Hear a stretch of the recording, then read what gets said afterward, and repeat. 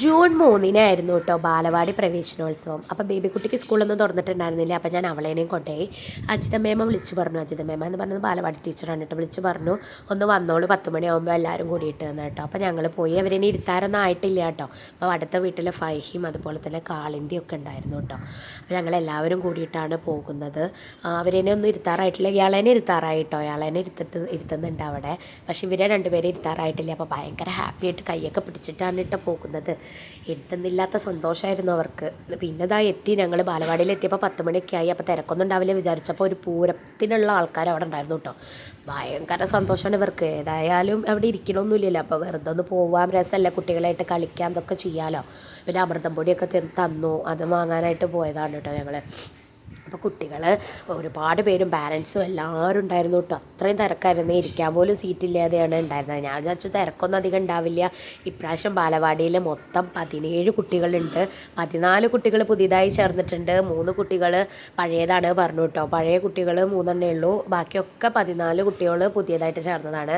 ഇത്രയും കുട്ടികളുണ്ടെങ്കിലും അവർ എന്നും വരണമെന്ന് പ്രത്യേകം പറഞ്ഞിട്ടുണ്ടായിരുന്നു കേട്ടോ. കാരണം ചില കുട്ടികൾ ചേർന്ന് മാത്രം പോവും.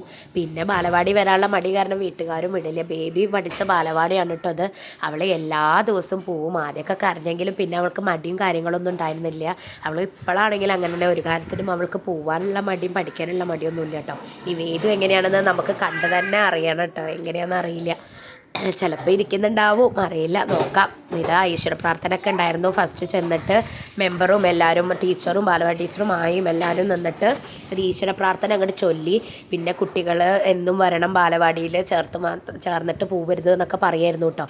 2 കൊല്ലം ഇരുന്നാലാണ് കുട്ടികൾക്ക് സർട്ടിഫിക്കറ്റ് കിട്ടുള്ളൂ. അങ്ങനെ ഏത് കുട്ടികളും ഇരിക്കാറില്ല. കാരണം LKG UKG 4, 5, 6 വയസ്സിൽ ഒന്നിലിരിക്കണമല്ലോ. അതുകൊണ്ട് തന്നെ കുട്ടികളൊന്നും ഇരിക്കാറില്ല. പിന്നെ പുതുതായി ചേർന്ന കുട്ടികൾക്ക് പൂവും കാര്യങ്ങളൊക്കെ കൊടുക്കുന്നുണ്ടായിരുന്നു കേട്ടോ. അതാ പൂവ് കൊടുക്കലൊക്കെ ആയിരുന്നു. അവരെ വെൽക്കം ചെയ്യുകയാണ്. അവരുടെ ഒരു ആദ്യ പടി തുടങ്ങുകയാണല്ലോ. പിന്നെ ഞങ്ങൾക്ക് നല്ല ലഡ്ഡും മിഠായിയും ഒക്കെ കിട്ടിയിട്ടോ. ഞാൻ പായസം കിട്ടുമെന്ന് പറഞ്ഞിട്ടാണ് വേദുവിനെ കൊണ്ടുവന്നത്. പക്ഷെ പായസം കിട്ടിയിട്ടുണ്ടായിരുന്നില്ല. അതിന് പകരം ലഡ്ഡും മിഠായിയൊക്കെയാണ് കിട്ടിയത്. പിന്നെ അതൊക്കെ കഴിഞ്ഞ് അവർ പുറത്തേക്കൊന്ന് ഇറങ്ങിയിട്ടോ. കുറച്ച് നേരം കളിക്കണം എന്ന് പറഞ്ഞിട്ട്. അവർ പിന്നെ ചേരാത്ത കുട്ടികളല്ലേ. പിന്നെ ഞങ്ങളോട് അകത്തേക്ക് കയറാൻ പറഞ്ഞു.